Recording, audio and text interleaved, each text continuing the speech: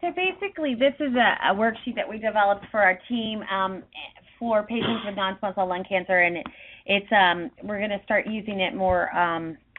I've used it with my survivor patients in my clinic, but basically, it's a nice condensed version of kind of all the concepts that you found in the booklet. So basically, the tests that you've had done, the type of lung cancer that you have, right down to the molecular level, the procedures that you've had done, the staging that you, with the actual, if you have stage 4 disease, with the metastatic sites, which these here are the most common. You've heard that today: brain, bone, liver, and adrenal glands. And then also just some information about have you had surgery? Did you have radiation? For how long and how much? Obviously, the dose of radiation differs between if you've had it pre-surgery or post-surgery. What type of chemotherapy?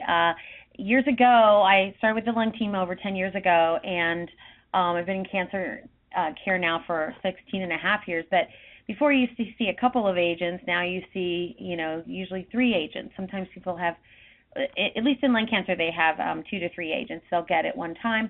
And then if you've had targeted therapy, we're very fortunate to now have more, if you have an EGFR mutation, we're very fortunate to have more than erlotinib now. We have afatinib for second line, and same with, I always mispronounce this, but it's Icati or certinib, or sritinib for crizotinib failures. Now, failure meaning that it just, it just means that your cancer found a way to grow around the crizotinib. And then just some information here that, who's your medical oncologist, your radiation specialist, your surgeon, your pulmonologist, and just a few brief questions on what to ask. So it's just this one-page document.